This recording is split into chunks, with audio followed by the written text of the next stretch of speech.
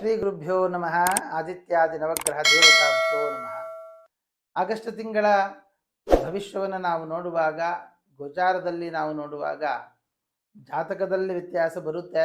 ಆದರೆ ಗೋಚಾರದ ಫಲವು ಕೂಡ ಅನೇಕ ಹಂತಕ್ಕೆ ನಮಗೆ ಮ್ಯಾಚ್ ಆಗುವ ಸಾಧ್ಯತೆ ಇದೆ. ವ್ಯತ್ಯಾಸ ಬರ್ತಾ ಇದೆ ಅಂತ ಆದರೆ ನಮ್ಮ ಜಾತಕದ ವಿಮರ್ಶೆಯು ಕೂಡ ಅಗತ್ಯ ಅಂತ ಅರ್ಥ. ಹಾಗಾದರೆ ಆಗಸ್ಟ್ ತಿಂಗಳಲ್ಲಿ ಹೇಗಿದೆ ಅಂತ ನೋಡುವಾಗ, ಗುರುಬಲ ಇಲ್ಲದೆ ಹೋಗುವಂತಹದ್ದು, ಗುರು 12ರಲ್ಲಿರುವಂತಹದ್ದು, ಶುಕ್ರನು 12ರಲ್ಲಿದ್ದಾನೆ, ರವಿ ಬುಧರು ಲಗ್ನದಲ್ಲಿ ಬರುವಂತಹದ್ದು, 2ನೇ ಮನೆಯಲ್ಲಿ ಕೇತುವಿನ ಯೋಗ, 3ರಲ್ಲಿ ಕುಜ, 4ರಲ್ಲಿ ಚಂದ್ರ, 8ರಲ್ಲಿ ರಾಹು, 9ರಲ್ಲಿ ಶನಿ. ಇದು ಗ್ರಹ ಸ್ಥಿತಿ. ಹಾಗಾಗಿ ಗುರುಬಲ ಇಲ್ಲದೆ ಹೋದ ಕಾರಣ ಒಂದೊಂದು ಸಣ್ಣ ಸಣ್ಣ ಕೆಲಸಕ್ಕೂ ಅನೇಕ ಪ್ರಯತ್ನಗಳನ್ನು ಮಾಡಬೇಕಾಗತ್ತೆ. ಹಾಗಾಗಿ ಈ ಅನೇಕ ಪ್ರಯತ್ನಗಳನ್ನು ಮಾಡಿ ಎಲ್ಲೋ ಒಂದು ಕಡೆಯಲ್ಲಿ ಸಾಕಪ್ಪ ಸಾಕು, ಇದು ಬೇಡವೇ ಬೇಡ ಅನ್ನುವ ಹಂತಕ್ಕೂ ಕೂಡ ಮನಸ್ಸು ಹೋಗುತ್ತೆ. ಕಾರಣ ಚಂದ್ರ ದೇವಬ್ರಾಹ್ಮಣ ಸಾಧು ಪೂಜನರತಃ ಅಂತ ಒಳ್ಳೆಯ ಫಲವನ್ನು ತೋರಿಸ್ತಾ ಇದ್ದರೂ ಅವನು ಪಕ್ಷಬಲವನ್ನು ಕಳ್ಕೊಳ್ತಾ, ಪಕ್ಷಬಲದಾಗಿ ಮುಂದಕ್ಕೆ ಹೋದರೂ ನೀಚ ಸ್ಥಾನಕ್ಕೆ ಹೋಗ್ತಾನೆ. ಪಕ್ಷಬಲ ಕಳ್ಕೊಳ್ಳೋದು ಅನ್ನೋದಕ್ಕಿಂತ ಕಳ್ಕೊಳ್ಳುವಾಗ ಅಂದರೆ ಈ ಒಂದು ಹುಣ್ಣಿಮೆಯ ನಂತರ ಕಾಲದಲ್ಲಿ ಕೆಲವು ಸಮಸ್ಯೆಗಳು ಜಾಸ್ತಿ ಆಗುತ್ತೆ. ಹುಣ್ಣಿಮೆಯವರೆಗೂ ಯಾವುದೇ ಸಮಸ್ಯೆಗಳನ್ನು ಬಂದರೂ ಆ ಸಮಸ್ಯೆಗಳನ್ನು ಎದುರಿಸುವಂತಹ ಶಕ್ತಿಯನ್ನು ನಾವು ಕಾಣಬಹುದಾಗಿದೆ.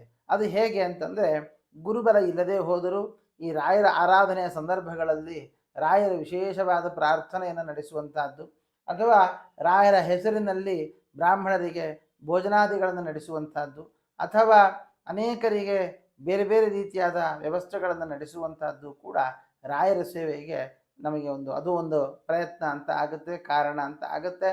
ಅದರಿಂದ ಗುರುಬಲ ನಮಗೆ ವೃದ್ಧಿಸಿಕೊಳ್ಳಬಹುದು. ಹಾಗಾಗಿ 3 ದಿನಗಳ ಕಾಲ ವಿಶೇಷವಾಗಿ ರಾಯರ ಆರಾಧನೆಯನ್ನು ಆರಾಧಿಸಿ ಅದರಿಂದ ಗುರುಬಲ ಇಲ್ಲದೇ ಹೋದರೂ ಕೂಡ ಒಳ್ಳೆಯ ಬಲವನ್ನು ಪಡೆದುಕೊಳ್ಳಬಹುದು. ಇನ್ನು ಲಗ್ನದಲ್ಲಿ ರವಿ ಇರುವುದರಿಂದಾಗಿ ಸಣ್ಣ ಪುಟ್ಟ ವಿಷಯಗಳಿಗೂ ಸಿಟ್ಟು ಮಾಡಿಕೊಳ್ಳುವಂತಹದ್ದು, ಅಲ್ಲಿ ಶೂರಸ್ತಬ್ಧ ವಿಕಲನಯನಃ ನಿರ್ಗುಣೋರ್ಕೆ ತನುಸ್ತೆ ಅಂತ ಹೇಳುವಂತಹ ಫಲ. ಆದ್ದರಿಂದ ಲಗ್ನದಲ್ಲಿ ರವಿ ಬಂದಾಗ ತನ್ನ ಶೌರ್ಯ, ತನ್ನ ಪರಾಕ್ರಮ ಎಲ್ಲವೂ ನೆನಪಾಗುತ್ತೆ. ಅದು ಗುಬ್ಬೆಯ ಮೇಲೆ ಬ್ರಹ್ಮಾಸ್ತ್ರ ಅನ್ನುವ ರೀತಿಯಲ್ಲಿ ಬೇಡದ ಕಡೆಯಲ್ಲಿ ನಮ್ಮ ಕೋಪ ಪ್ರತಾಪಗಳು ಕಂಡುಬರುತ್ತೆ. ಆದ್ದರಿಂದ ಅದರ ಕಡೆ ಸ್ವಲ್ಪ ಗಮನ ಹರಿಸಿ ಕೇವಲ ಮಾತಿನಿಂದಲೇ, ಒಳ್ಳೆಯ ಮಾತಿನಿಂದಲೇ ನೀವು ನಿಮ್ಮ ಕೆಳಗಿನವರಿಂದ ಕೆಲಸವನ್ನು ತೆಗೆದುಕೊಳ್ಳಬಹುದಾಗಿದೆ. ಇನ್ನು ವಿದ್ಯಾರ್ಥಿಗಳು ಅಂತ ಯಾರಿದ್ದೀರಿ, ವಿದ್ಯಾರ್ಥಿಗಳು ಶ್ರಮ ಅಧಿಕವಾಗಿ ಪಡಬೇಕು. ಆಲಸ್ಯ ಜಾಸ್ತಿ ಆದದ್ದರಿಂದ ಓದಿನ ಕಡೆ ಗಮನ ಇಲ್ಲದೆ ಹೋಗಬಹುದು, ಅಥವಾ ನನಗೆಲ್ಲ ಗೊತ್ತು ಅನ್ನುವಂಥದ್ದು ಕೂಡ ನಮಗೆ ಸಮಸ್ಯೆ ಆಗುತ್ತೆ. ಆದ್ದರಿಂದ ಯಾವುದೇ ಕಾರಣಕ್ಕೂ ಆ ರೀತಿಯಾಗಿ ಮಾಡದೆ ಹೆಚ್ಚಿನ ಶ್ರಮವನ್ನು ನಾವು ಪಡ್ತಾ ವಿದ್ಯಾಭ್ಯಾಸದ ಕಡೆ ಗಮನ ಹರಿಸಿದರೆ ವಿದ್ಯಾರ್ಥಿಗಳು ನೈಪುಣ್ಯ ಯೋಗವನ್ನು ಪಡೆದುಕೊಳ್ಳಬಹುದಾಗಿದೆ. ಇನ್ನು ಕುಟುಂಬದಲ್ಲಿಯೂ ಕೂಡ ಇಲ್ಲಸಲ್ಲದ ಆಪಾದನೆಗಳು, ಇಲ್ಲಸಲ್ಲದ ಕಿರಿಕಿರಿ ಆಗುವಂತಹದ್ದು, ಎಲ್ಲೋ ಒಂದು ಕಡೆಯಲ್ಲಿ ಎಷ್ಟು ಮಾಡಿದರೂ ಕೂಡ ನಮ್ಮನ್ನು ಗಮನಿಸದೆ ಗುರುತಿಸದೆ ಹೋಗುವಂತಹ ಸಾಧ್ಯತೆಗಳು ಕುಟುಂಬದಲ್ಲಿ ಇದ್ದಾವೆ. ಇನ್ನು ಈ 3ರಲ್ಲಿ ಕುಜನ ಒಂದು ಯೋಗ, ಒಂದು ಸಹೋದರರ ಮಧ್ಯದಲ್ಲಿ, ಅಣ್ಣ ತಮ್ಮಂದಿರ ಮಧ್ಯದಲ್ಲಿ ಒಂದು ವೈಮನಸ್ಯಗಳು ಬರುವಂತಹದ್ದು, ಅಥವಾ ಸ್ವಲ್ಪ ಕಿರಿಕಿರಿ ಆಗುವಂತಹದ್ದು ಸಾಧ್ಯತೆ ಇದೆ. ಅದನ್ನು ಕೂತು ಮಾತನಾಡುವುದರಿಂದ ಬಗೆಹರಿಸಿಕೊಳ್ಳಬಹುದು. ವಿಶೇಷವಾಗಿ ಆ ರೀತಿಯಲ್ಲಿ ಆಗಲೇಬಾರ್ದಪ್ಪ, ಏನಾದೊಂದು ಪರಿಹಾರ ಬೇಕು ಅಂತ ಹೇಳಿದ್ರೆ ಅಂತಹವರು ವಿಶೇಷವಾಗಿ ಸುಬ್ರಹ್ಮಣ್ಯನ ಆರಾಧನೆ, ಸ್ಕಂದನ ಆರಾಧನೆಯನ್ನು ಮಾಡುವುದರಿಂದ ಅನುಕೂಲ ಆಗುತ್ತೆ. ಅಷ್ಟೇ ಅಲ್ಲದೆ ಚತುರ್ಥದಲ್ಲಿ ಚಂದ್ರನ ಒಂದು ಯೋಗ. ಚಂದ್ರನ ಒಂದು ಯೋಗ ಇರುವ ಕಾರಣ ನಮಗೆ ಒಂದು ದೇವಿಯ ಪ್ರಾರ್ಥನೆ, ಗ್ರಾಮ ದೇವತೆ ಆಗಬಹುದು, ನಮ್ಮ ಇಷ್ಟ ದೇವತೆ ಆಗಬಹುದು, ಹೀಗೆ ನಾವು ಒಂದು ದೇವಿಯ ಪ್ರಾರ್ಥನೆಯನ್ನು ಮಾಡುವುದರಿಂದಾಗಿ ಅನೇಕ ಫಲಗಳನ್ನು ನಾವು ಪಡೆದುಕೊಳ್ಳಬಹುದಾಗಿದೆ. ಅಷ್ಟೇ ಅಲ್ಲದೇನೆ ಈ ವಿವಾಹಾರ್ಥಿಗಳಿಗಾಗುವಾಗ ವಿವಾಹದ ಲಾಭವನ್ನು ನಾವು ಕಾಣಬಹುದು.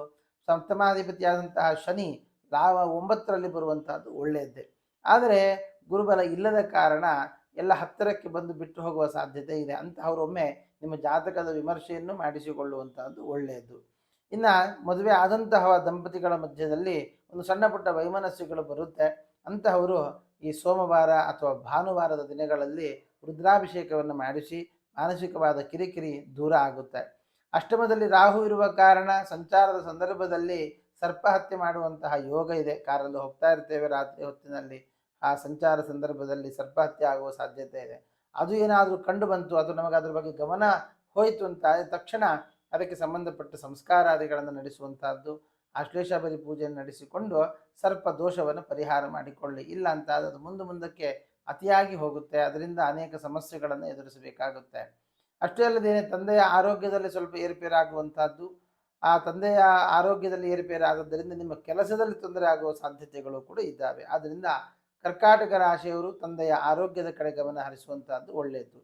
ಇನ್ನು ಕರ್ಮಸ್ಥಾನಾಧಿಪತಿ ಕುಜ ತೃತೀಯದಲ್ಲಿರುವುದರಿಂದ ಕೆಲಸದಲ್ಲಿ ನಮಗೆ ಧೈರ್ಯ ಸಾಲದೆ ಕೆಲಸದಲ್ಲಿ ಸ್ವಲ್ಪ ನಿಧಾನಗತಿಯಾದ ಪ್ರಯತ್ನ ಮಾಡುವಂತಹದ್ದು, ಕೆಲಸ ನಿಧಾನಕ್ಕೆ ಹೋಗುವಂತಹದ್ದು, ಎಲ್ಲೋ ಒಂದು ಕಡೆಯಲ್ಲಿ ಕೆಲಸದಲ್ಲಿ ಟೆನ್ಷನ್ ಜಾಸ್ತಿ ಆಗುವಂತಹ ಸಾಧ್ಯತೆ ಇದೆ.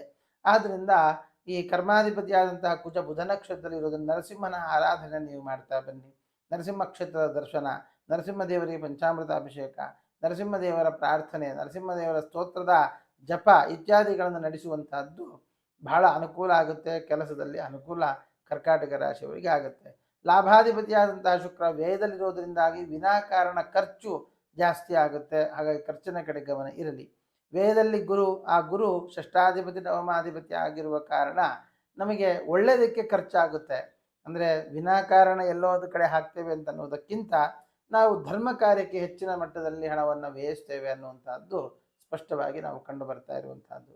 ಹಾಗೆ ಕರ್ಕಾಟಕ ರಾಶಿಯವರಿಗೆ ರವಿ ಬುಧರ ಯೋಗ ಜಾತಕದಲ್ಲಿ ಅಂದರೆ ಈ ಲಗ್ನದಲ್ಲಿ ಇರುವ ಕಾರಣ ವಿಶೇಷವಾಗಿ ರುದ್ರದೇವರ ಪ್ರಾರ್ಥನೆ, ನರಸಿಂಹದೇವರ ಪ್ರಾರ್ಥನೆ, ಜೊತೆಗೆ ಈ ಆಗಸ್ಟ್ ತಿಂಗಳಲ್ಲಿ ಬರತಕ್ಕಂತಹ ಗಣಪತಿಯ ಹಬ್ಬದ ದಿವಸ ಗಣಪತಿಗೆ ಎಕ್ಕದ ಹೂವಿನಿಂದ ಅರ್ಚನೆ ಮಾಡುವಂತಹದ್ದು, ಎಕ್ಕ ಪುಷ್ಪಗಳನ್ನು ವಿಶೇಷವಾಗಿ ಗಣಪತಿಗೆ ಏರಿಸುವುದರಿಂದಾಗಿ ಅನೇಕ ಫಲಗಳನ್ನು ಪಡೆದುಕೊಳ್ಳಬಹುದು ಅಂತ ಹೇಳ್ತಾ ಶ್ರೀಕೃಷ್ಣ ಅರ್ಪಣಮಸ್ತು.